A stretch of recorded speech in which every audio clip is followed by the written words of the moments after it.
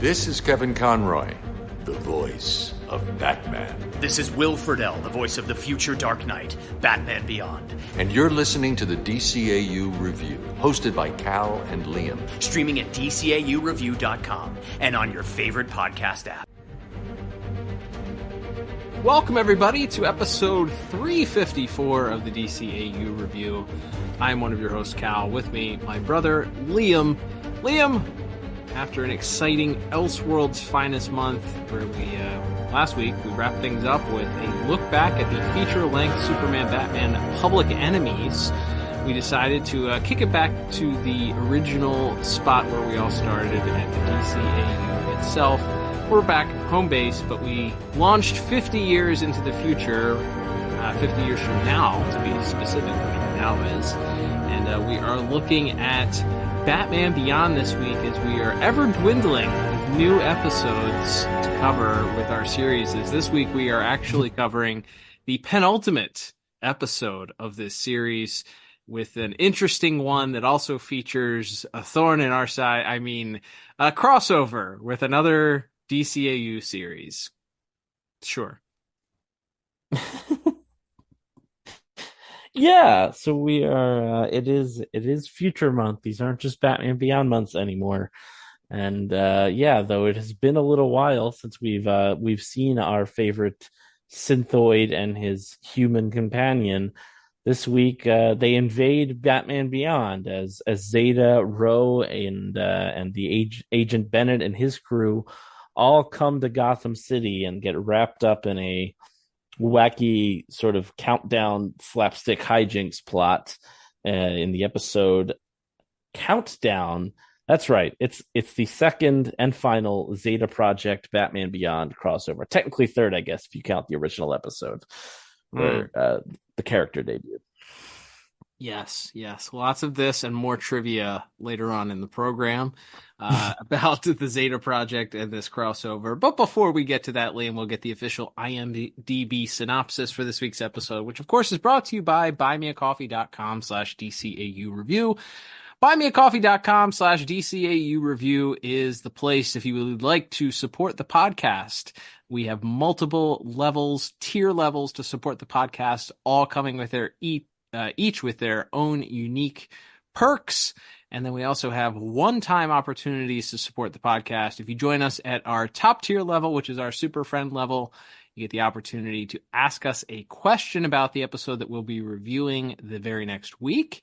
And we do have a question of the week coming up a little bit later in the episode that we will read and answer here on the air. And if you would like to get your question read on the air, all you have to do is head over to buymeacoffee.com/DCAU review, join that super friend tier, and then you too will be awarded the ability to ask us a question, have it answered here on the air.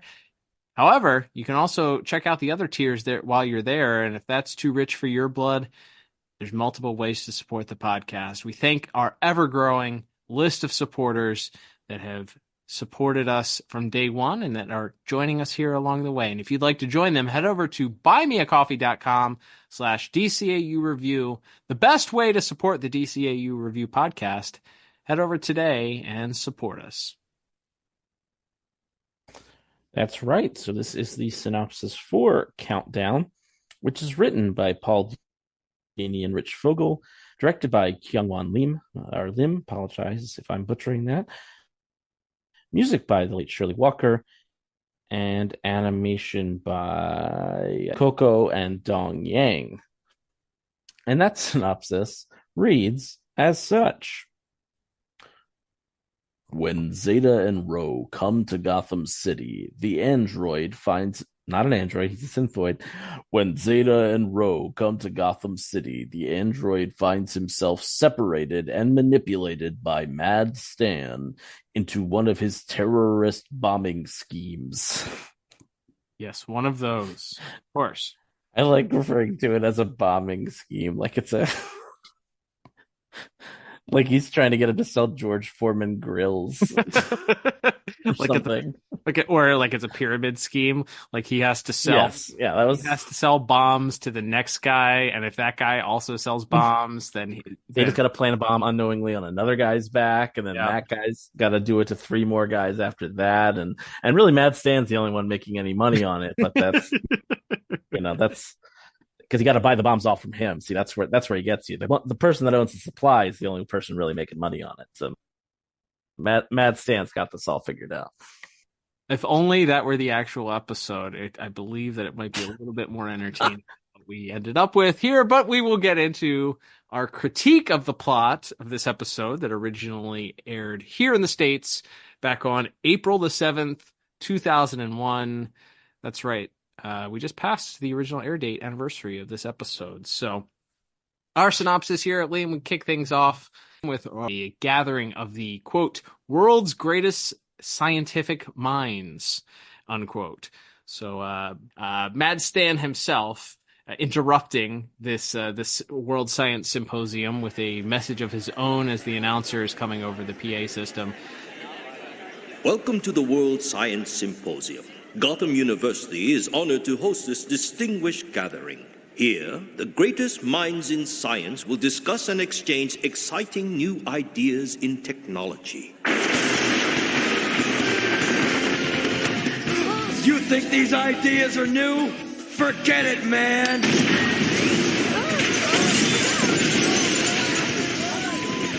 It's the same old story. We're a push-button society. Technology makes our heads soft, our bodies weak. But I've got a new idea. Blow it up! Blow it all up!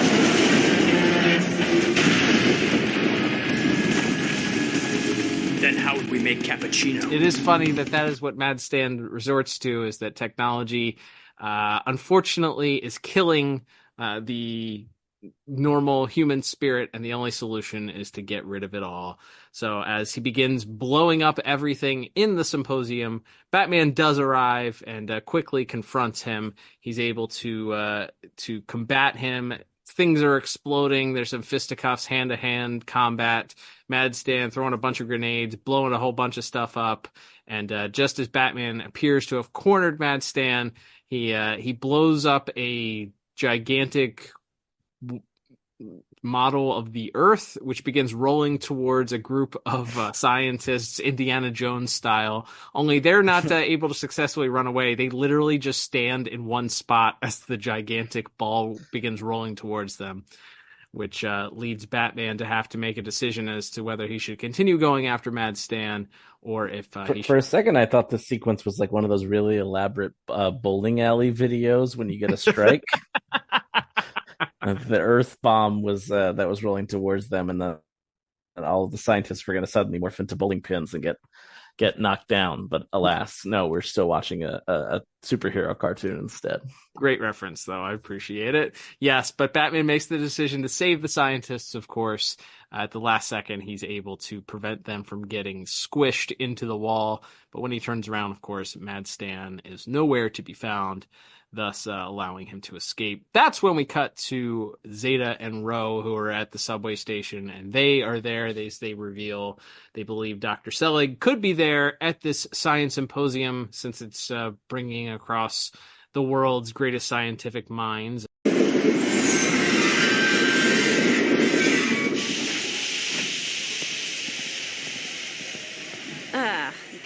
Geek Fest.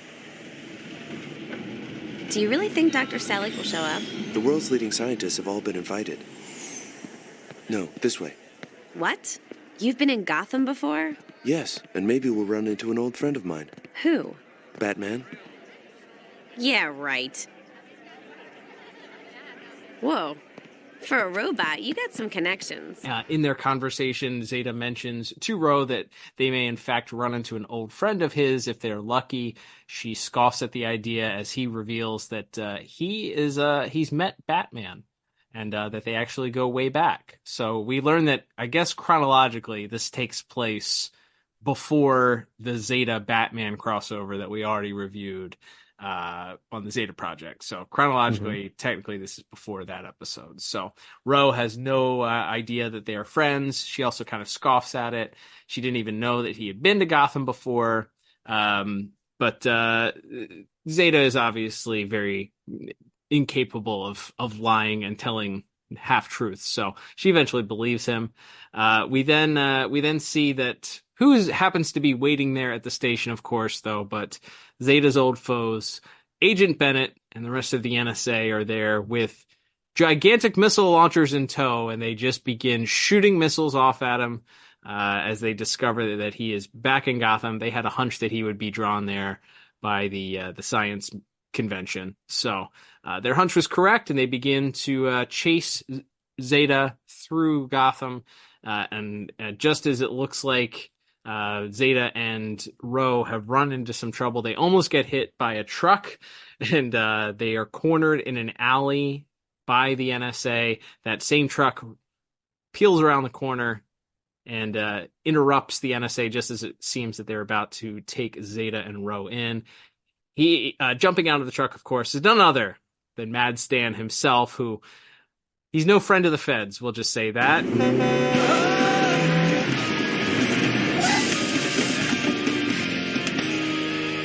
You think I'm gonna let you stinking feds trample his basic human rights? Wait, it's not what you think. Listen! Big government, big lies. Forget it, man. Power to the people! Oh, no. Picks up Zeta, puts him in the truck, and peels away. However, Zeta was shut down in the midst of this using some sort of EMP device or something like that was shut him down altogether. So Stan makes his way out of the alley with Zeta firmly in his truck. Zeta doesn't look like Zeta, however. He looks like a humanoid. So he brings him into his hideout and lays him down on the couch. We see Stan's hideout as a little bit less menacing than one would assume. It's on a houseboat. He seems to be pretty happy. He's greeted there by his pet chihuahua, who we learn later his name is Boom Boom, which is great. A great bit. Feels like Paul Dini was solely responsible for that ad there. Unconfirmed, but that seems like a funny Paul Dini sense of humor joke there.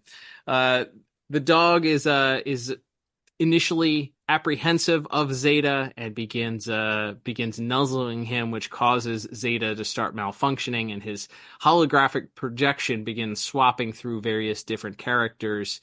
Stan realizes that unfortunately he's been tricked and now believes that this itself was something set up by the feds to trick him, apparently. But he decides he's not going to let it all go to waste and says that he's got quite the grand idea as he picks up a bomb and sets out to turn the tables. Meanwhile, a very distraught Ro is running through the streets of Gotham and goes to one of those police station phone things, I guess, and picks it up, and she dials 911 stating she's got quite the emergency and doesn't see any bat signals around, so she's got to get Batman to help her somehow, and because this is an emergency. 911, emergency services. You have to help right away. There's a problem. There's trouble, please. I need Slow Batman. down. You want who? Batman? Kid, this is an emergency number. But this is an emergency. What kind? Big. Really big. I saw the Royal Flush Gang. Yeah, and they were trashing City Hall along with Ink and Blight and a gazillion jokers, and then Listen, kid. Filing a false report is against the law. You don't want to get into trouble, do you? I'm already in trouble. I need Batman. Right, never around when you need him. But yeah, she frantically talks to the 911 operator, who is a bit confused by her, as she apparently assumes that Batman must be just on at the beck and call of the police, and when they tell her they can't help her, she hangs up quite distraught.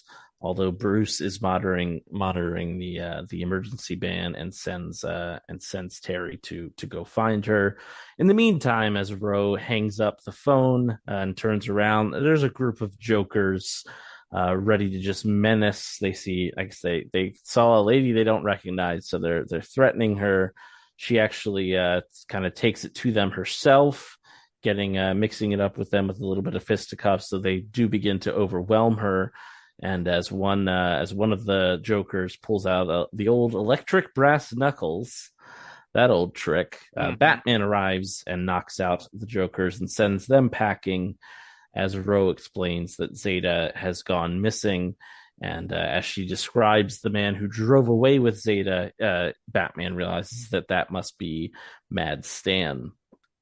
At this point, we see that Mad Stan has driven away, and he's left in as he's driving through the city with a still unconscious Zeta. He reactivates him in the truck and alerts him that he was just a friendly guardian angel looking to help Zeta out. And when Zeta inquires about Ro, Mad Stan, of course, not really knowing who that is, kind of stumbles over his words, but assures him that she's actually hiding out at the Civic Center, and that he'll drop Zeta off and he can go walk to that building and find Ro there. So Zeta, of course, being the naive robot that he is, just appreciates the help, gets out of the truck, and as Mad Stan speeds away, Zeta remarks, "What a nice man." What happened? The feds, man. They almost grabbed you. And you saved me. Just fighting the power, man. Where's Ro? Who? My friend who was with me. Oh, he's safe. Ro's a girl. Right. I mean, she's safe. She's hiding out from the feds. Where? Here's the address. I got a split, man. Make sure no one follows you. Thank you. My pleasure.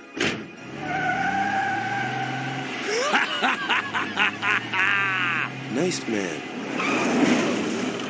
But he should drive more carefully. As he speeds away, though, he is a little bit questioning of his driving skills. At that point, we cut back to Batman and Ro in the Batmobile, who have found the last known location, the previously seen boathouse that Mad Stan apparently lives on. And by the time they get there, at first Batman tells Ro to wait in the car, though she doesn't listen. After Batman has a little bit of a tangle with some of the security systems outside of the boat, as they break into the boat, they find Mad Stan actually right there. But he's unconscious and can't seem to be roused.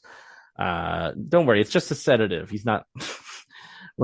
This isn't a very special episode where we find out Mad Stan's on heroin, unfortunately. So instead, we find out that he's taken a sedative to himself, and we see his little chihuahua Boom Boom running into the room, barking at Ro and Batman, and he has a little mini disc around his neck. And Batman correctly guesses that disc is probably meant for him, knowing that Stan Batman! would expect that Batman would track him The down. killer robot? Too easy, man. Saw through him right away. I could have trashed Wind-Up Boy, but then I figured I'd use him to teach you and the stinking feds a lesson. I've sent your toy out with a special delivery. You want to find him? You've got until midnight. As for me, I'm taking a little trip to Remville. And I ain't waking up till it's over. So why are you still wasting time watching this? Ticky-tock, man. Ticky-tock.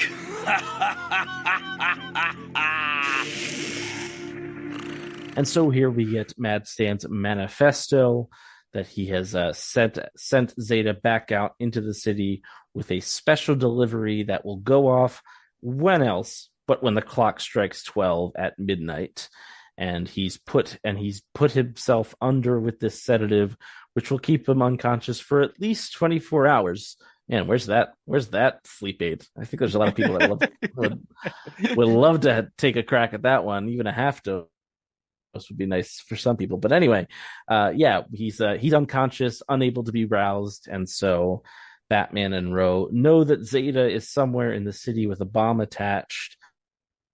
But they are not quite sure what else to do, as Stan is completely unconscious and will not give them the location. So as Batman and Ro kind of begin to go their separate ways, as Batman rides off in the Batmobile once again, he comes across the aforementioned Agent Bennett and along with Agents West and Lee, who and he confronts them, asks them them to help him find Zeta, tells him that there's a bomb attached to him and that hundreds, if not thousands, of Gotham citizens could be at risk here.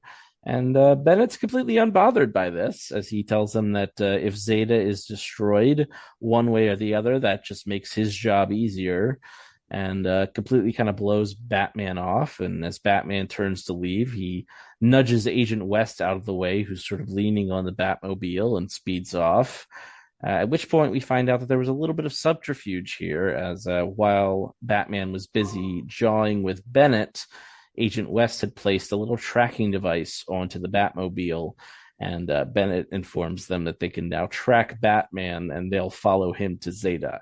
Now, one might point out the questionable logic of when Batman is just willingly asking you to help him find Zeta, and you say no, and when Batman's pointed out that he has no idea where Zeta is, and he's kind of back to square one, to go, well, we're not going to help you, but we'll put a camera in your car, so if you happen to find him later, we can track him through you. I don't know. It's not the best plan, but it's probably not the worst plan the CIA has ever come up with either. So, hi-oh. Anyway, so as we head back, we see Zeta walking through the streets of Gotham in a new disguise, and now he comes across this same gang of Jokers who Batman and Rowe dealt with earlier. And as he's tangling with them, he tussles with one, and in a strangely violent decision for such a pacifist robot, as we've seen in his own series, he throws one off a ledge and doesn't seem to care.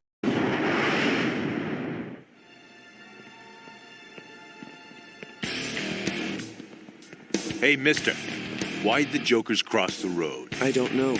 To beat up the geek on the other side. You're not laughing. He's not laughing. That joke must have gone over his head. I'll aim lower. Huh? He can't do that. Jump him! Huh?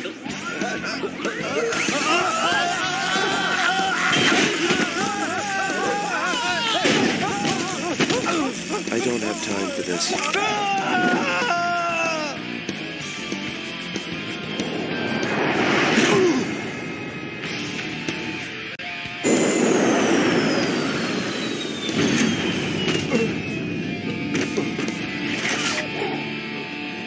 Come near my windshield, you'd better have a squeegee. He yeets that guy way further than you would think that a human would be able to survive, especially based on what happens next. Yes, as he throws, I believe it's Spike, the Joker, off the side, or maybe it's one of the top hat ones. It doesn't matter. He throws one of the Jokers off the side of the building, seemingly without a care, but thankfully, just by happenstance, as a lot of this episode's plot requires happenstance, the Batmobile happens to be speeding by on a slightly lower level of the city, and the Joker smashes right onto Batman's windshield, and so Batman drops the Joker off and lectures him, and the Joker admits that there was some kind of freaky inhuman guy throwing the Jokers around, which Batman assumes must be Zeta, and he gets the word from the Joker that Zeta was walking towards the Civic Center, which, I mean, great sense of direction for the from this Joker who just went splat over Batman's windshield to know not only where he was walking, but specifically towards which building in the city he was walking towards. Very convenient, as that sets up our final act here as Batman arrives at the Civic Center, and he sees the door has already been pried open. It's actually the department inside. the Department of Health, actually. The Department of Health. That's right. That's right. Bruce. That's right. Bruce informs him that he's found out that there's a specific issue with the Department of Health, and that is that they are raising the cost of a pet license in the country, I guess, or at least in Gotham. Which, of course, knowing Matt Stan's love of his little pet Boom Boom, that has that has raised some eyebrows between Bruce and Terry. I got a lead. He's heading towards the Civic Center. What do you think? City Hall? No.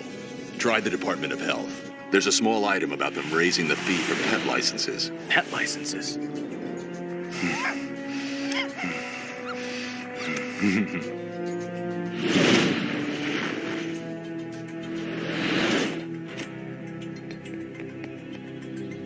You were right. He's here. So they head off to the Department of Health, where Terry finds a door already pried open, and so he heads inside to confront Zeta and hopefully save the day.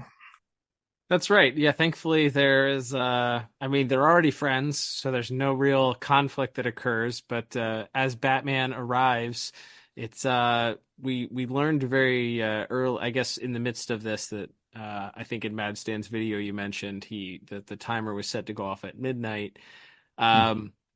So he sent him to the Department of Health at midnight, which appears to be an empty building because it's a government facility. So there's maybe some security guards there. We don't know because Zeta just broke in. There's no alarms going off. He's just standing there walking through the building. Thankfully, Batman arrives there at 11:59, is able to get the bomb, locate that the bomb is on the back, strapped to Zeta's back without his knowledge. He's able to remove it and hurl it out of a window. And it's a small enough explosion where just hurling it out of a window is enough to avoid any collateral damage, apparently.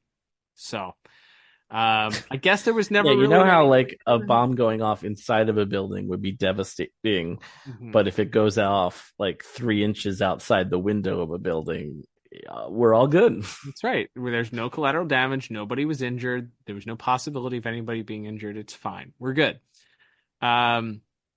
So Zeta and Batman do a little bit of catching up, and he explains who Mad Stan is and what he unfortunately planned to do with Zeta. Zeta's still coming to grips with the idea that Mad Stan was not all that nice a person, even though he seemed like it.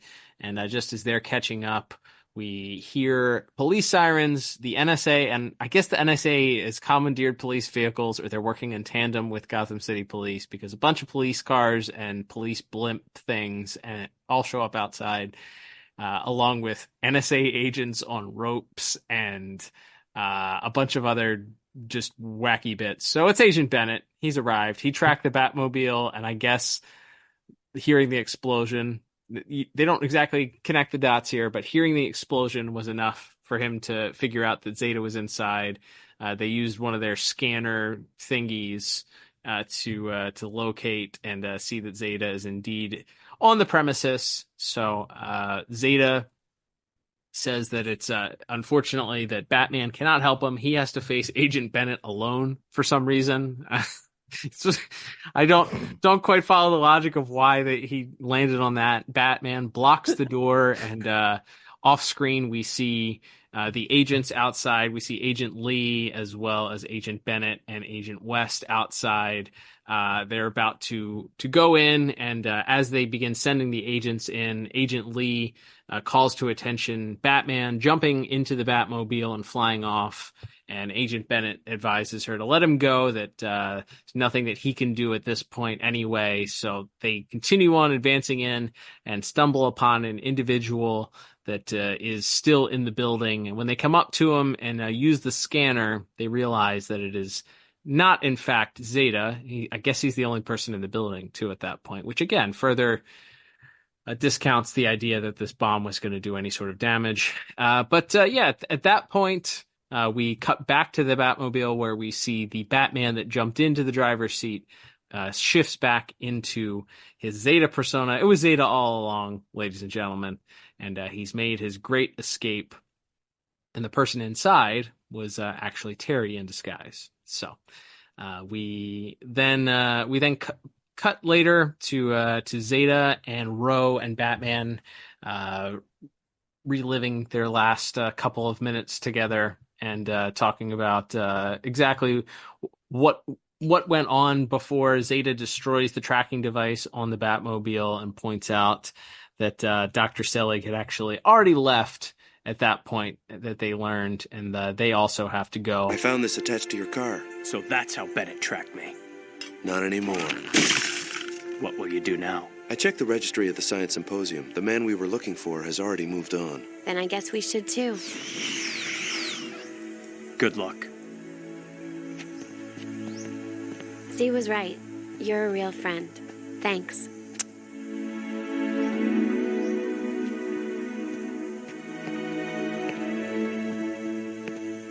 I can't believe you actually trusted Mad Stan. I mean, wasn't the name kind of a giveaway? But he seems so cheerful. You are so clueless. Ro gives Batman a little kiss on the cheek and says, "Thanks for being a real friend." They say goodbye as Batman sort of initially looks quizzically on, but then smiles as he hears Ro sort of chiding Zeta for believing that Mad Stan, or not understanding that Mad Stan was a bit of a goofball and a wild card on his own. So, and that's the end of the episode. Liam, I tried to poke holes, do a little bit of hole poking here in the plot, but as we went along here, but I realized as we were telling this story, because I was like, man, this seems so familiar. This, like, Batman has to race to stop a bomb in the city from going off, but they can't get the answer for where the bomb is because the person is incapacitated. And then I was like, oh wait, that's the second Curare episode. That's Final Cut, where bomb in the city and the guy that planted the bomb is knocked unconscious and they're not able to get the answer out of him. Oh yeah, that's right. We've done this before. And this time, instead of Batman doing this on his own or doing it with Max's help as it was in that episode, it's this time he's doing it kind of with Ro and Bruce's help. I don't know. This is not a good episode. This is not a good episode of Batman Beyond, in my opinion. The plot is very, very weak. I mean, I know it had Mr. Fogel and Mr. Dini's names attached to it as writers, as a lot of these episodes sometimes get dual writer credit, but it was almost shocking. I was like, this was a Paul Dini and Rich Fogel, like, dual finished product here, because it does not feel that way. So I wonder if this was a case where someone started and the other person finished, or it was we're just taking some basic ideas that these guys had thrown out from an original pitch for an episode. I don't know, but it does not feel up to the level of a Batman episode, a Batman Beyond episode, especially with these two gentlemen's names attached to it, because they have such a good batting average. That's not to say everybody's going to hit a home run every single time. We've seen bad episodes from, some of our other favorite writers before. So we understand that it's not always possible to hit a home run, and some factors contribute to that. Various different factors. I think Bad Stan's an interesting character, but the fact that he is incapacitated for the final bit of this, and there's no real comeuppance for him, is one major glaring issue. The other one is that you completely undercut maybe he's supposed to be dumb. Like, maybe, I mean, he's clearly not shown in the brightest light. He's just kind of paranoid guy that's just convinced that the government is out to get him. Conspiracy theorist, if you will. But he has this plan to blow up the Department of Health, and Batman is concerned and addresses this with Agent Bennett, who also works for the government, by the way. And Agent Bennett does not care that, quote, there could be collateral damage, but he's also going to a building where he's sent to a building by Mad Stan where there is no one that's going to be killed, or likely very few people, because it's midnight at a government building in the middle of Gotham. Like, you don't think that that's going to kill a lot of people. And then the bomb that he uses, as we stated, isn't large enough to even affect the other buildings around it. It just kind of explodes outside and everything's okay. I don't know. I don't want to just blame this on the fact that Zeta was included in this episode or shoehorned in here, but it kind of feels like I have to, because that's the common denominator here. It's just, we felt like we had to pay the favor back and have Zeta on here. And it was like, well, we have this idea. What if Mad Stan straps a bomb to him and he doesn't know about it and tries to use him? I feel like it would have been more interesting if maybe Mad Stan had hacked into him or something like that and caused him to unknowingly do this that way or create destruction that way. That creates more tension and that it's truly affecting Zeta's reputation.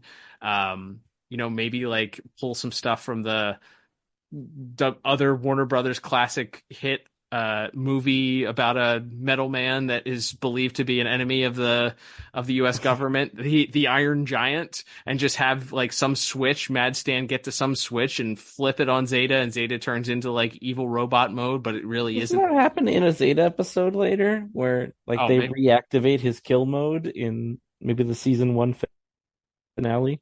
Maybe if it does, who can remember? We will someday learn. No, we've watched that. We're in season 2 now.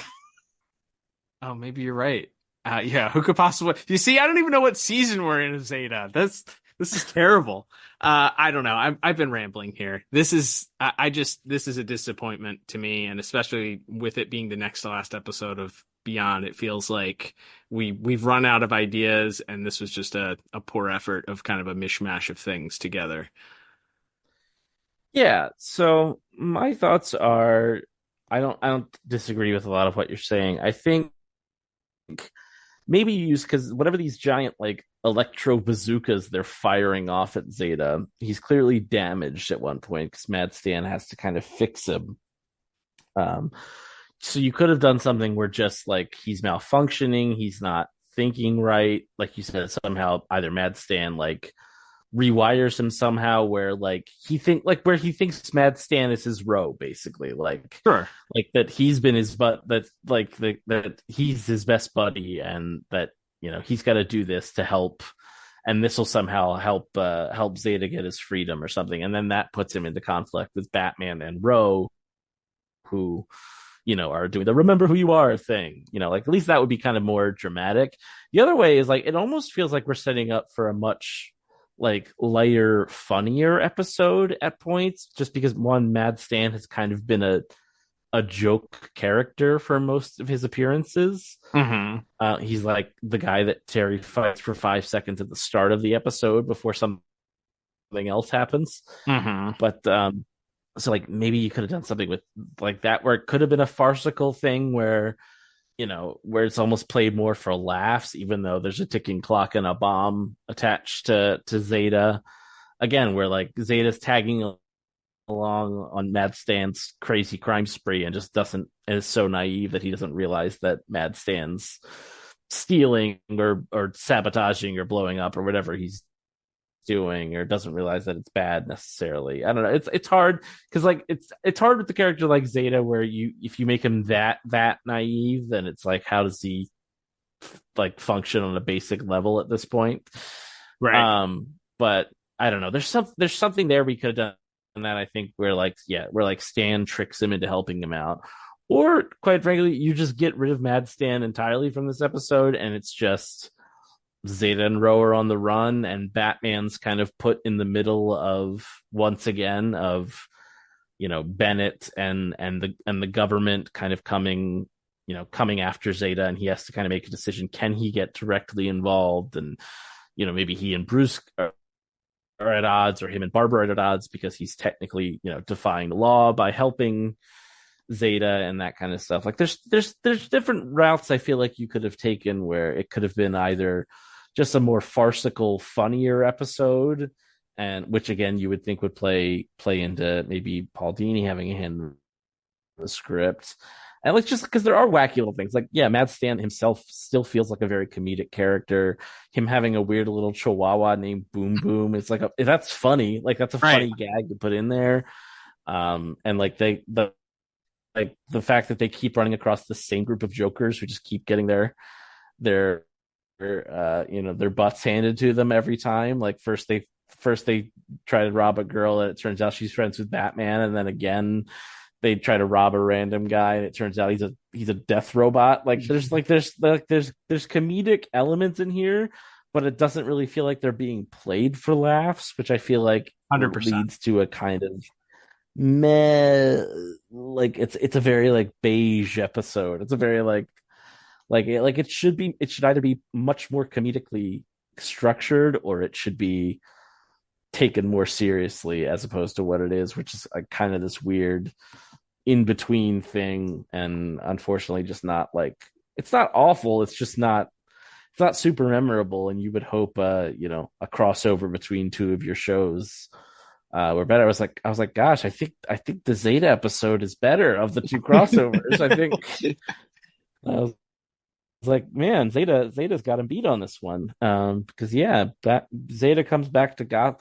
That should also feel like a big deal. Max should be in this episode, I think, for sure, because like her whole thing. I mean, we talked about that when we reviewed that episode. It's like, what if instead of inventing the character of Ro, if Max had just gone with Zeta at the end of that episode, right?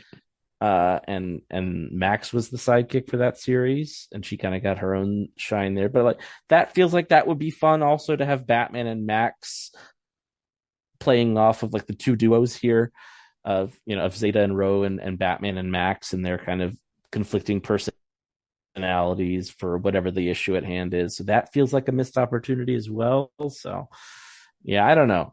Overall, like I said, I didn't hate this, but it's just kind of flat. And so I ended up going with a 5 out of 10 for my plot score. I think it's just okay at the end of the day.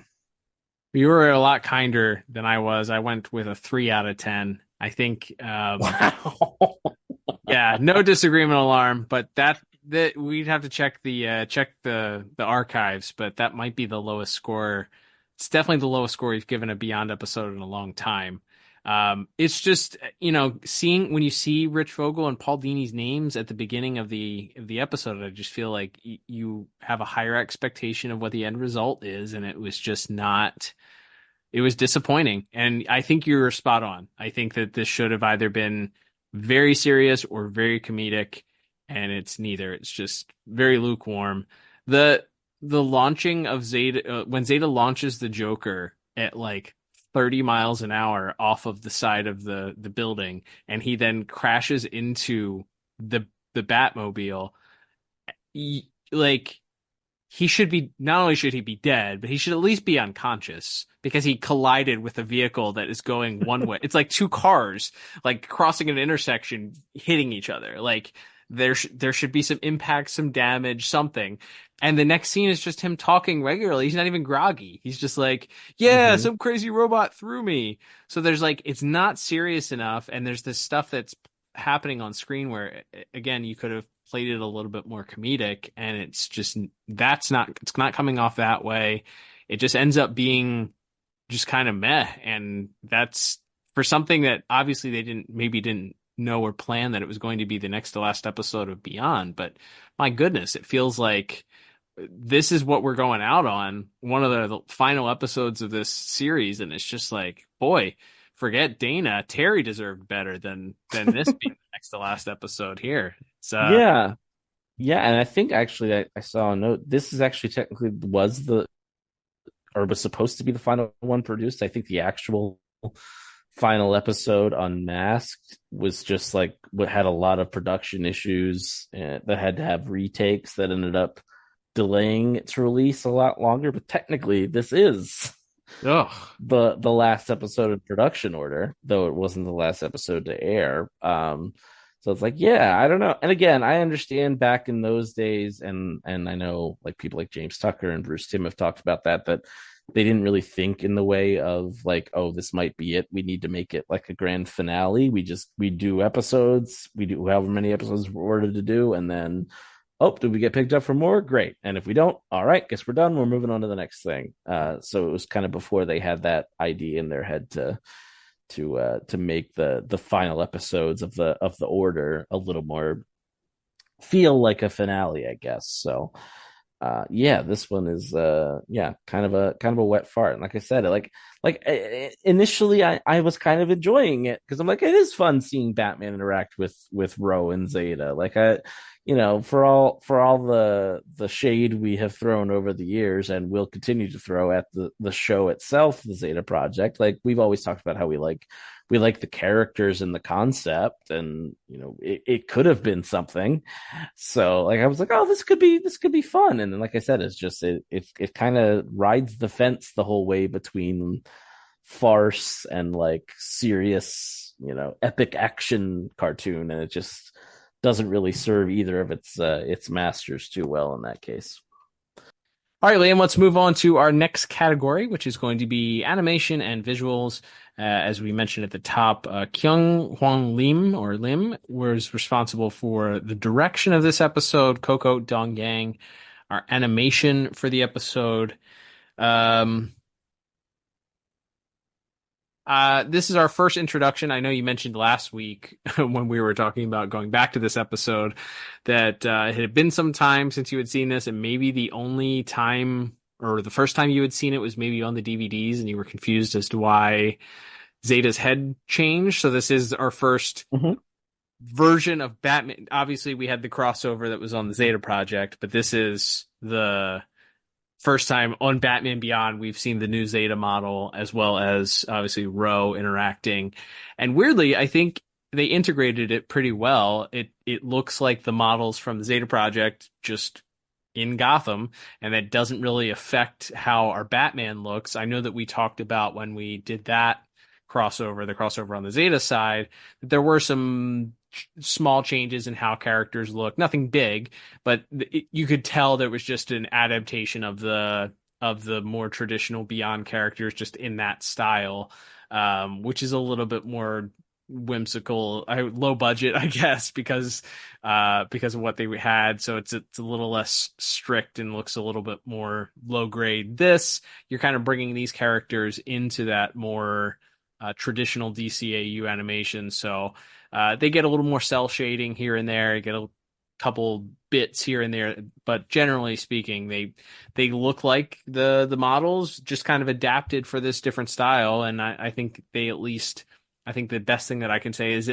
they at least fit well within the Batman Beyond look without standing out as feeling alien or different. I do appreciate the original Zeta model look, to be honest, but that's we've talked about that at length as to why they ended up changing it for the Zeta Project show. So I've accepted it at this point. But as far as the rest of the episode is concerned, is it wrong to say that my highlight is Boom Boom the dog? I do really like that design. Like he's got these giant bulging eyes, and he's got just the weird, like, I don't know, it's like Scrappy Doo and the Taco Bell dog had 100% had a baby, and it's just like he's got this because I did notice it's brown fur, and I believe the collar is that like light blue color. So I assume that was a little Scooby nod in the coloration there. But that is a really funny gag. We mentioned it in the episode and within the show to have this little strung out chihuahua. Like even Mad Stan's dog is like completely strung out and just like running on adrenaline at all times is a pretty funny gag to throw in there. Yeah, he is pretty funny. They even cut back to him when the bomb is about to go off, and he's just kind of licking Stan's face, which I thought was pretty funny. I feel like Matt, again, you incapacitate him for the final act of the episode, but Mad Stan is the funniest bit of this episode. Like that's where I feel like you really could have driven home the comedy aspect of this with this character, because he's so over the top and such a anti-establishment parody that he really I don't know if he's a parody. He would be considered a parody nowadays, but he was a parody at the time of anti-establishment, and his verbiage, his dialogue compared with just this look, he's got this, nuclear waste tattoo on his neck and just like strapped to the gills with bombs and this vest and, has all these gigantic explosives and this look and these real tiny, like beady eyes. But he's just this massive guy. And of course, his dog being a little tiny Chihuahua, is just adds to the comedy. And then the way that he drives his gigantic Mack truck is great. I jotted down that he like drives it essentially how anyone drives in Grand Theft Auto when you're playing it, just like no regard for anyone else on the road, just driving through whatever car is in front of him, and the cars are veering off the road and driving into the fire extinguishers or the walls of the buildings, and so very, very funny. DC High Volume Batman. The Dark Knight's definitive DC Comics stories, adapted directly for audio for the very first time. Fear. I have to make them afraid. He's got a motorcycle. Get after him or I'll have you shot. You mean blow up the building? From this moment on, none of you are safe. New episodes every Wednesday, wherever you get your podcasts. There was one little bit that I thought was actually animated really, really well. When Batman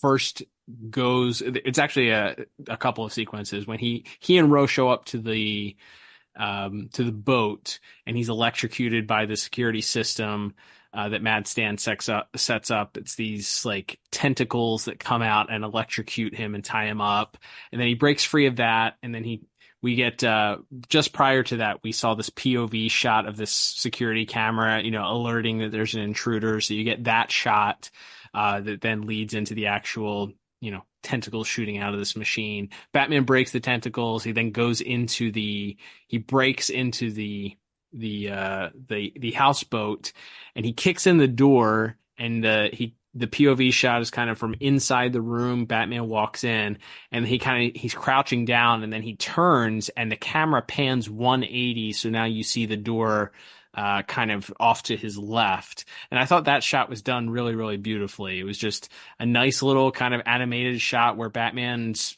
the perspective on how he's standing and where he's standing changes, and it's done in this little hallway, which is great.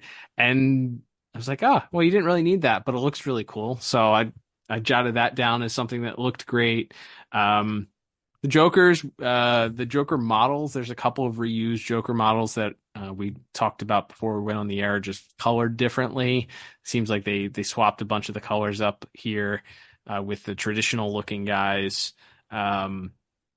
But yeah, as far as like interesting animated sequences, I think the most exciting one or most interesting one has to be the reveal that Zeta and Batman switch spots, right? When Batman gets, at least to me, I think that's the most interesting one. He gets in the Batmobile, flies away. We see them confronting this guy that you expect to be Zeta.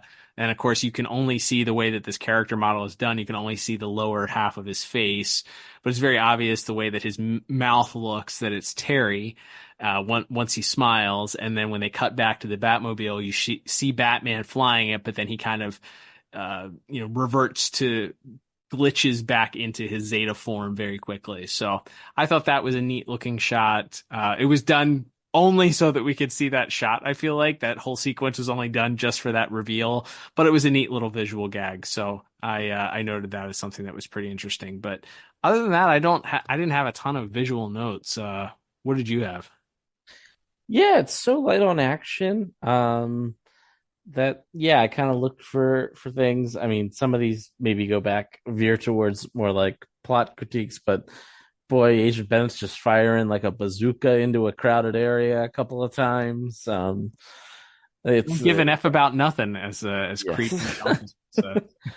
Yeah, I always, okay, this is like a weird, again, I'm just looking for crumbs here, I feel like, but I always like seeing other people in the Batmobile. I think that's a really fun deal. So both Zeta and Ro in there, and still using like the red highlighting color is cool on that. That's a great gag, if we didn't mention it, where Batman puts on the radio for Ro when she's in the Batmobile.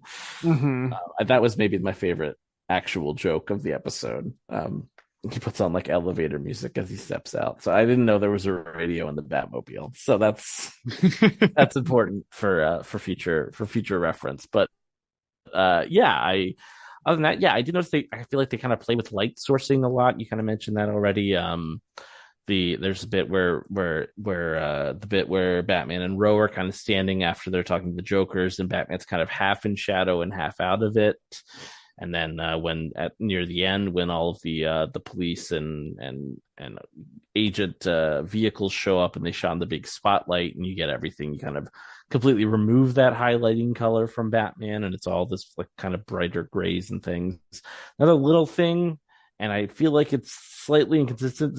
Agent Bennett's glasses get like, I swear, more yellow as the episode goes. Like they're a little bit still green at the start, and then by that final act, they're just like fully fully yellow, which is odd. I do like some of the tech that the agents are shown to have, like the big like Star Wars binoculars that they use to see through Zeta's disguise are neat. I do love that shot of as we find out it's Terry in disguise as I thought for a second he was doing his famous New York pizza guy character, his Matches Malone, but it's not quite. He doesn't have to speak, so we don't get to hear that. But him dressed up as the janitor or whatever to when they do the old switcheroo with Zeta escaping, and they kind of cut over and he's kind of looking back over his shoulder, and they completely cover his eyes in shadow, and then you kind of just see the smirk on his face and then as you already mentioned, it cuts away to what we think is Batman in the Batmobile, who then reverts into Zeta as he escapes. So that's a fun bit as well. But yeah, not a ton of other big time action to talk about in this episode. Like I said, other than kind of just the basic fun of the slight tweaks of Zeta and Ro into this back into the Batman Beyond style, along with Agent Bennett. It's clearly their models from the Zeta show, just kind of tweaked a little bit to fit the Batman Beyond style a little bit better. But yeah, overall, not a lot to write home about, I feel like. So I ended up settling on a 6 out of 10 for my visual score here. Yeah, I went just 1 point lower. I went a 5 out of 10. It feels like one of those things where, again, action, I mean, the animation and visuals can only reflect how the story is written, I guess, or is only as good as the story, or can only be as good as the story that's written. So I think, unfortunately, the story wasn't written with a whole bunch of action in mind, and because of that, it's unfortunately just not able to be picked up by the animation and visuals. I don't think there was anything wrong with it. We talked about our highlights. I just didn't find anything that was terribly notable. And some of that is a product of the story, I feel like. So unfortunate for the animation and visuals. They don't get a higher score, didn't get the opportunity necessarily to deliver a higher score here. All right, Liam, let's move on to our next category, which is going to be music. Who's our music done by this week? Shirley Walker. Wow. Did not know that the late great Miss Walker was responsible for this, but all right. So we do get, I think the most interesting thing that we get here is a little bit of a marriage between our traditional Christopher Carter sounding rock music, which we still get some of, but we do get more traditional kind of strings, and I think it's I would tend to say it's probably synthesizer for some of it also, that kind of, I guess, sounds a little bit more akin to the Zeta Project sound, so that it kind of fluctuates back and forth between what we're used to. Mad Stan certainly has a overdrive sound to his general character introduction at the beginning, especially with the blow it all up line. And then, but then when Zeta is introduced and we kind of get some more, I would say, lighter feel of themes coming through when he's on the screen and talking. And I think though that once again our scene where he transitions to Batman is probably maybe the most memorable / notable musical moment of the episode.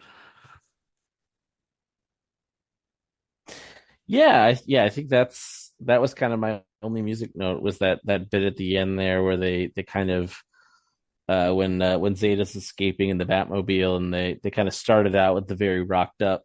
It's like starting to kind of go into to Christopher Carter's Beyond theme, and then as he shifts into Zeta, it transitions into the Zeta theme. I thought that was a really neat touch, and I don't even know if they use the Zeta theme as his theme in the main show, like in the Zeta project, like other than that it plays at the start of each episode. So like them bringing in that music as Zeta's theme here for that transition, I thought was neat there. So getting the kind of the versions of the two main title tracks of our heroes melding into each other as Batman transforms into Zeta, or Zeta transforms from Batman, I thought was a neat touch.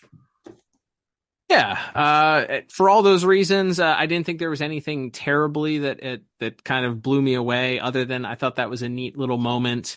I did feel a little bit generous in giving that. Everything else I think is just kind of standard fare for the episode.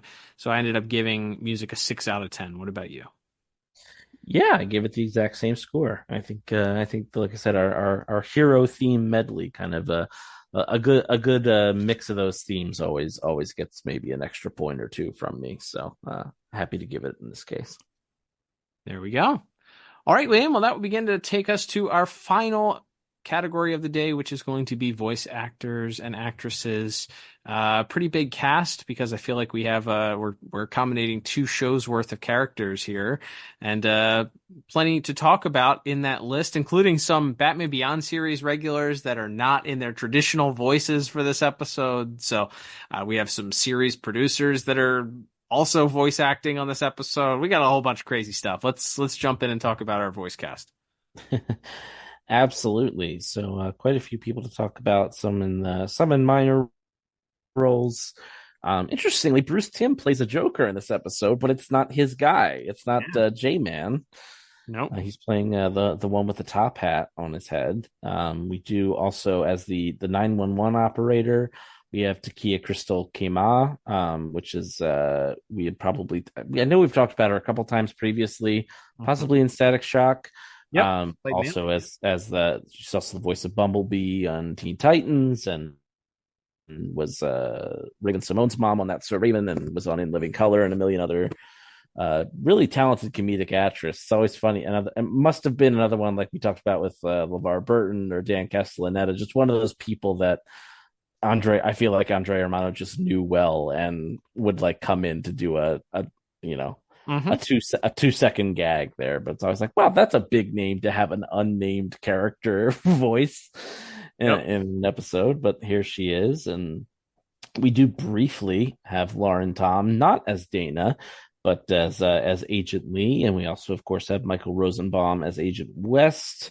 Also, he's playing one of the Joker's, Smirk, who is the black guy with the green hair, right? I think that's Smirk. I think so. Yes. I think that's the one in this episode that they. Hold on. Do you know your Jokers? Is the question here. Smirk is the black guy with the green hair. Yes, he's the one that they made the action figure of, actually. That's right. Yeah, one of my favorite Beyond action figures, probably. But yep. So he's in there briefly. Always good to hear from him. Voicing our villain of the piece is Henry Rollins as Mad Stan, maybe better known for his work in music, at least by name, as in the punk band Black Flag, but he's also done quite a bit of voice acting and some live action work as well. So I think comes back to play Bonk in Return of the Joker. That's right. So he's definitely a veteran of the voice acting stage as well. And then if that's not enough there, again, he's solid as Mad Stan. Like that, we've talked about it. Mad Stan's a funny character. It's just like, they literally write him out of the episode about like halfway through, because they can't have him just be able to tell anyone where the bomb is going or where Zeta's headed, I guess. So shame he doesn't get to do more, perhaps. But I do like his interactions with Zeta when he's trying to play like Good Samaritan. Mm-hmm. Is kind of a funny gag, and him rolling up on the agents, accusing them of stomping on Zeta's First Amendment rights is pretty fun. So good marks for Mr. Rollins here. And then yes, we do have Kurtwood Smith as Agent Bennett returning or reprising his role from the Zeta Project series. Yeah, he's good. He's menacing to an extent. Again, this is one of those things where we go back to pick a lane where it feels like maybe he should have been the main adversary of the episode. Instead, he just kind of pops up a couple of times, but that's not the actor's fault, certainly. Yeah, agreed. Yeah, he doesn't quite get enough. I think I would have rather have seen more interaction, especially because he was recast, obviously, for the Zeta Project. So you want to see him kind of interact more with either Terry or Batman or Bruce or somebody other than just a little bit of dialogue that he gets with Terry. So yeah, unfortunate. Yeah, I mean that would have been neat. Like, what if like Bennett just walks into the Batcave or something? Right. Like, I don't know. You could have done something like, between him and Bruce would have been cool. But alas, we're just fantasy booking at this point, or fan fictioning at this point. But yeah, and then we do have our two main characters from the Zeta Project coming over here to voice their guest voices. Another recast from his original appearance in Batman Beyond, Diedrich Bader, who of course took over the role for the series. Absolutely tremendous. And then Julie Nathanson as Ro. As always, they're great together. We don't get them as much together in this episode because they're split up so much. But Diedrich Bader playing this docile, solitary, and kind of naive robot who's just kind of trying to make it through his life is always fun. And him playing off of Mr. Rollins as Mad Stan is a lot of fun. And then maybe the more fun though is Miss Nathanson, Julie Nathanson as Ro, getting to bounce off of Will Friedle as Batman, because they're kind of paired up for the length of the episode more than Zeta and Ro are. It's true. Yes. Yeah, they're fine. They're fine together. We don't get enough time to fully understand why Terry is taken aback when she gives him a little smooch on the cheek. Again, hashtag Dana deserves better. He should have been like, "What's wrong with you? I have a girlfriend." But no, he just stands there and smiles and seemingly just enjoys it just a little bit too much. But no, I'm giving poor Terry a bit of heckling here. Yeah, they're good together. Yeah, there's some back and forth, especially when she's trying to find him and then he finally shows up, and she's great, obviously heckling the 911 operator and all of that. So yeah, it's not surprising that when you get a couple of great voice actors and actresses together that they are able to sound like they have some good chemistry together and work well off each other. Absolutely. And then obviously, as mentioned, the aforementioned Will Friedle as Batman, Kevin Conroy ever so briefly as Bruce Wayne in this episode. Another thing that would have been maybe fun to see is if you get Bruce out of the cave and he's got to interact with Ro, kind of if Batman and Terry were like, I mean, I guess that's kind of the plot of Where's Terry? I was going to say like some scenario where Batman and Zeta are trapped somewhere and Ro and Bruce have to team up to save the day. Again, I'm just fan fictioning all over the place here, but yeah, unfortunately we don't get much for Mr. Conroy. But again, we have already kind of talked about it. Will Friedle's best stuff is probably him bouncing off of Miss Nathanson as Ro. So yeah, he's fine. Everybody does a good solid job. Again, this is one of those ones where the whole is somehow lesser than the sum of its parts, because I mean, think of the names we just read off and right. How talented all of these actors are, and it's just there isn't really a lot of moments other than, like I said, I think I already mentioned it when Mad Stan is speeding away after he's put the bomb on Zeta, and Zeta's just, oh, what a nice man. Like Diedrich Bader still has really good, not surprisingly, has really good comedic timing on some of those deliveries as Zeta, but yeah, just not a great ton to write home about for me in voice acting as far as memorable lines or deliveries. So I ended up settling on another 6 out of 10 for my voice acting score. Not again, everyone's pretty good to good. Nobody's great. Nobody wows me. But again, I almost feel like that's more the voice actors paying the sins of the plot more than anything that any of the actors did themselves. Yeah, when the plot suffers, it's kind of hard for everything else to pick itself back up here, at least maybe be outstanding. We've had exceptions, obviously, to that along the way in our 353 prior episodes to probably write about or talk about. But in this case, I went with a 5 out of 10 for mine. I think I wish there was more Mad Stan, honestly. Like, the line, maybe the defining line for not only this character, arguably one of the defining lines for the Batman Beyond series for me is the blow it up, blow it all up line that he delivers at the beginning of that as he's giving this diatribe.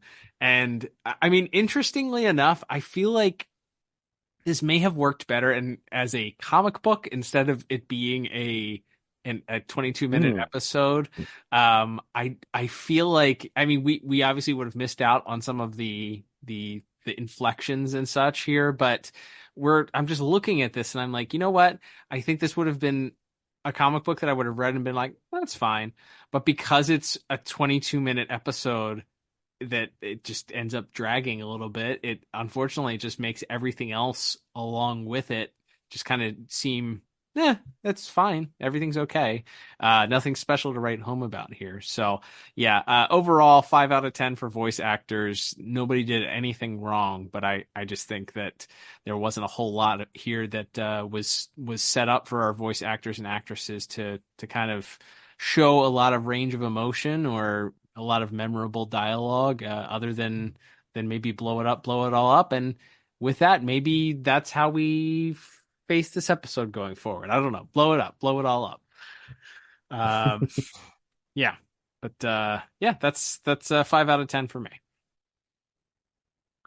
All right, Liam. Well, that will bring us to our final scores for this week's episode. We're wrapping things up here, and totaling everything up on my end, I end up with a 19 out of 40. What about you? Well, I guess it's time for us to try to remember what we said the threshold for the disagreement alarm is. I ended up quite a few points higher. I think we differed in every category for once. Another rarity on this show, as not greatly, but enough to make up quite a difference in the final score. Is I have a 23 out of 40 as my final score. 4 seems like it's a pretty big disparity here. I think we might have to break out the emergency disagreement alarm here. I don't think either of us, though. I think the only thing saving us perhaps from that, or disagreeing with bringing out the disagreement alarm, would be, it doesn't seem like either of us are saying that this is a good or great episode. So where does this fall now? It is a crossover episode. Where does this fall? I was going to say on the in the lexicon of, I think it's a must watch. Oh my gosh. Don't say that. Well, first of all, if you're watching the whole DCAU, which we are for this show because we decided we're doing that to ourselves, that includes the Zeta Project, and this episode takes place before that one, so you have to have seen this because this is where Batman meets Ro for the first time. This is where where Ro meets, Ro and Zeta Ro becomes aware of Zeta's past in Gotham City. Like, this kind of sets up the Zeta episode, even though, as it's pointed out in DCA Wiki, these actually aired on the same day, and the Zeta episode aired first on Kids WB. Clearly, in continuity, this airs before Shadows, the Zeta episode where Batman shows up. So, yeah, I think you got to watch it. It's the return of Zeta, a previous character from this series, and it also sets up the spin-off crossover event in the Zeta Project. So, unfortunately, this is the most reluctant 2 thumbs up for rewatchability I've ever given an episode. But 2 thumbs up, I must give it nonetheless, based on the arbitrary rules we have made up for ourselves. I think this might be a first 354 episodes in. I am going to disagree when it comes to that. I think the fact that we watched Shadows, I don't know how many months ago that was that we watched Shadows. Possibly years, who knows? Yes, who could possibly remember? But the fact that we were not confused or lost in any sort of way, we just kind of were like, oh, Batman knows who Ro is, or I don't even remember. There's not significant enough of interaction between those characters to warrant a question in my brain of how did these characters meet? What was their first interaction like? There is no reference to this episode in that episode. There's nothing here that says this is a must watch. I think to me, maybe if you're going through again the category, the arbitrary category here that is constantly fluctuating is rewatchability, right? So in premise, the original idea was, am I going to ever watch this one again? Do I have the desire? Yeah. Is this one that you can put on again and again and again and enjoy? We've along the way this is like grafted, and I'm definitely contributed to this. We've changed that meaning to become, is it important enough where it's a must watch the first time? And then is it something that, plays an important role? Rewatchability becomes, yes, that's a must. I don't think this, other than if you want to argue that every time that the heroes cross over with each other, that it's a must watch, I could buy that. I could take that. But I think anything else that has to do with this episode is a flush it. We don't need to touch this. Blow it up, blow it all up, in the words of Mad Stan. I don't think that there's any reason why this episode needs to exist. And if it were deleted from all of human existence, I don't think, but maybe 3 people on Earth would care. Yeesh. Wow, that is, yeah. I think this may literally be the first time we've ever done a double thumbs down versus a double thumbs up for rewatchability. I think it's a reluctant half thumbs up for me, and two emphatic thumbs up from you. Yes, unfortunate, reluctant, but still emphatic nonetheless. So that's our action item for the week. You can hit us up on the socials and tell us where if is this a must watch for if you're a DCAU completist, or is this skippable completely, like most of the Zeta Project is. But again, keep in mind, whether we like it or not, Zeta Project is part of this great DCAU pantheon. And hey, this is Ro and Batman, main character of the Zeta Project show, meeting Batman. Do you know what the Zeta Project the Zeta Project being a part of the DCAU is kind of like how, do you remember when the original Daredevil show came out and they were sort of like a tie to the MCU, but they couldn't ever necessarily reference it, and they like only vaguely referenced it, and it was only sort of like, there's a guy in a metal suit flying around out there and a man with a big hammer. That's right. Yeah. Don't want to get the big green guy out here, do you? Like, why are they talking like that? Why are they referencing it as if this thing is unlicensed? I don't know. Yeah. That's kind of how I feel like the Zeta Project is in relation to the entire rest of the DCAU. So, oh boy. All right. Well, that's a first for this episode. As Liam mentioned, your action item of the week is to let us know your thoughts. That'll be our question of the week on Spotify. Leave a comment on the Spotify episode on your thoughts if you want to expound upon a yes or no as far as our criteria or your own personal criteria for rewatchability is concerned. So check out, if you're listening to us on Spotify. If you don't listen to us on Spotify, feel free to tweet at us at DCAU Review, slide into our DMs on Instagram, comment any on our YouTube video for this episode if you listen to us on YouTube, or if you don't dabble in those other social media platforms. But yeah, we'd love to hear your thoughts on that. In addition to that, while you're there, like us, subscribe to us, leave a review of the podcast. If you leave a nice little blurb on Apple Podcasts and you live in the US, we'll send you a little thank you gift for taking the time to do so. Leave a comment on our Spotify, if you will, this week, and let us know what you think of this episode. Don't forget, also, you can support the podcast. Follow us on social media at DCAU Review, Twitter X, and Instagram. As we mentioned, we're also on Facebook, Blue Sky, and Threads, but those are the kind of the secondary. Those are the Zeta project to our Batman the Animated Series, which is Twitter X and Instagram. So we will acknowledge it, but it is certainly not priority for us in the way that Batman the Animated Series is a priority to us, and the Zeta project is simply acknowledged. So, Liam, we also invite our listeners to support the podcast, as we mentioned at the top of the show, by listening to or by supporting the podcast at buymeacoffee.com/DCAU review. As we mentioned there are multiple ways to support the podcast, one-time options to support the pod, or if you want to become a monthly supporter, you can join the podcast and support us that way. If you join our top tier of Super Friend, you get the opportunity to ask us a question about the episode that we'll be reviewing that next week. And this week, our question comes from Zach. Liam, the question of the week from Zach says, about Countdown, do you think that after Ink, earlier in the series, by the way, so Ink, not obviously in this episode, but Zach is referencing previous episodes here. So after Ink and then Ian Peak, do you think Bruce should have installed some sort of alarm on the Batmobile when foreign devices are attached? Yes. Yeah, that's an easy yes, Zach. I think that's fair. So yeah, I mean, of all things, he doesn't know. Robin had a thing, or Batman and Robin had a thing on the Batmobile and the Batcycle in Robin's Reckoning, where Robin could track Batman in the Batmobile, and then Batman got an alert that he was being tracked and turned it off.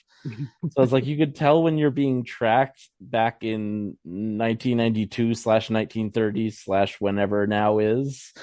Right. But 50 years later, you haven't figured out how to tell if there's a bug planted on your futuristic car that's basically a spaceship. Come on. Come on, Bruce. What are we doing here? And listen, this is by no means a political statement of any way, shape, or form.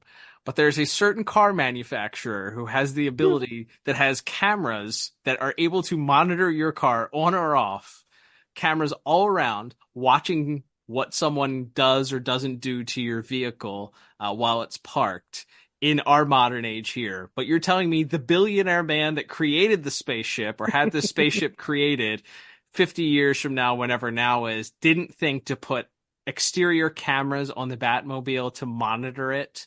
Are you kidding me? Come on.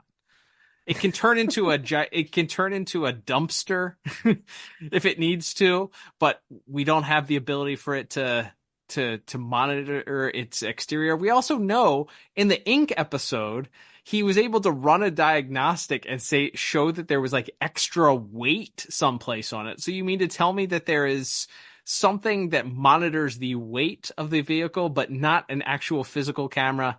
Obviously, we know why, because the plot had to happen. But yes, you would think that after multiple occurrences, he would have discovered some way to put some sort of monitoring device to know whether the Batmobile was being tracked on it, especially with as many enemies as Batman has and as paranoid as Bruce is. So, yeah, good point, Zach. That's a great thought there. All right, Liam, well, that will begin to wrap us up for this week. Thank you, everybody, for tuning in. You'll want to tune in next week as we stay here with our future month reviews. And Liam, it's been a while. It's been far too long, in fact. Some might say it's not been long enough. We are once again back next week with a double feature of the Zeta Project. Please, we beg of you, stick around, even if you've no affinity for the Zeta Project. We assure you these episodes, we do our best to make these as entertaining as possible. Liam, what's our double feature next week? That's right. So we'll be picking up with the 4th and 5th episodes of the 2nd season of the Zeta Project.